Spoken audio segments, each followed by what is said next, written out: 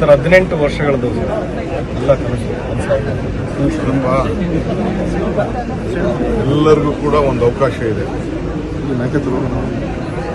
ವಿಜಿ ಹೇಳ್ತಾರೆ, ನಾನು ಕೈಗೆ ನಾನೇ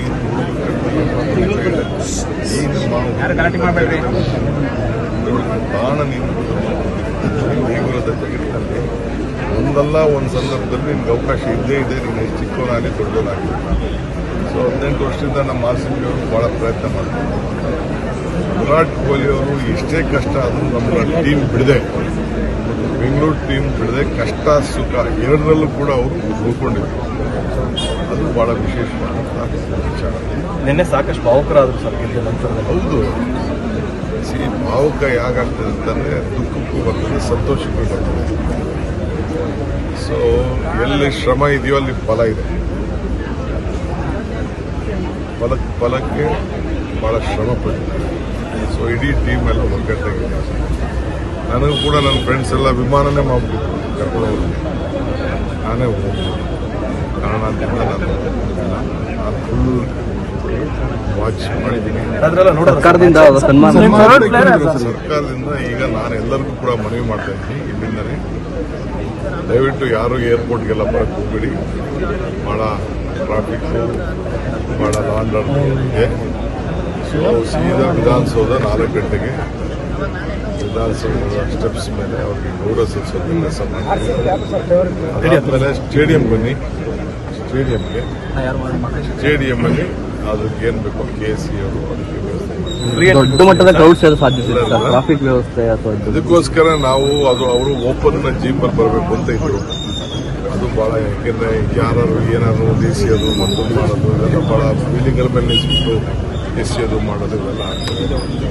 ಸೊ ಅದಕ್ಕೆ ಪೊಲೀಸರು ಸುಮಾರು 1000 ಜನ ಪೊಲೀಸರನ್ನ ಇದಕ್ಕೆ ನಿಯೋಜಿಸಬೇಕಾಗ್ತದೆ. ಸೊ ಅದಕ್ಕೆಲ್ಲ ಮುಖ್ಯಮಂತ್ರಿಗಳು ಎಲ್ಲ ಚರ್ಚೆ ಮಾಡಿ ನಾನು ಪೊಲೀಸ್ ಅಧಿಕಾರಿಗಳ ಇಮಿಡಿಯೇಟ್ ಹೋಗ್ತಾ ಇದ್ದೀನಿ. ಸೊ ಸೆಕ್ಯೂರಿಟಿ ಆಗೋದು ಭಾಳ ಸರ್. ಅಭಿಮಾನಿಗಳು ಅನ್ನೋಕ್ಕಿಂತ ಹೆಚ್ಚಾಗಿ ಹುಚ್ಚ ಅಭಿಮಾನಿಗಳು ಜಾಸ್ತಿ ಇದ್ದಾರೆ ಸರ್. ಹೇಗೆ ಕಂಟ್ರೋಲ್ ಮಾಡ್ಕೊಳ್ತೀರಾ ಸರ್? ಏನು ಹುಚ್ಚನೂ ಇಲ್ಲ, ಏನಿಲ್ಲ. ಅಭಿಮಾನ ಅಂದ್ರೆ ಎಲ್ಲರದ್ದು ಅಭಿಮಾನ. ಏನು ಮಾಡ್ತೀರಿ? ಈ ವಯಸ್ಸಿನಲ್ಲಿ ಯುವಕರಿಗೆ ಆಸಕ್ತಿ ಇಲ್ಲ, ಇನ್ಯಾರಿಗಿರಕ್ಕೆ ಸಾಧ್ಯ? ನಾನು ತಪ್ಪು ಅಂತ ಹೇಳೋದಿಲ್ಲ, ಬಟ್ ಭಾಳ ಹುಷಾರಾಗಿರ್ಬೇಕು. ಗೌರವ ಕೊಡೋಣ, ಅವ್ರಿಗೆ ಇದನ್ನು ಮಾಡೋಣ. ಇಡೀ ದೇಶ ನೋಡ್ತಾ ಇರ್ತದೆ. ಒಂದು ಸಣ್ಣ ಇನ್ಸಿಡೆಂಟು ಆಗಬಾರ್ದು.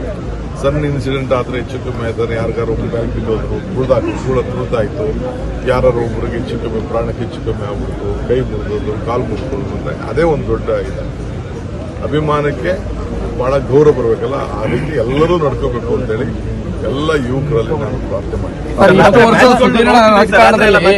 ಡೆಫಾರ್ಮೇಷನ್ ಇದೆ ಮೊದಲನೇ ಬಾರಿಗೆ ಆಗ್ತಿರೋದು ಹಿಂದೆ ಯಾವಾಗ ಆಗಿದೆ ಸರ್? ನಾನು ಹಿಂದೆ TV9 ಮೇಲೆ ಹಾಕಿದ್ದೆ.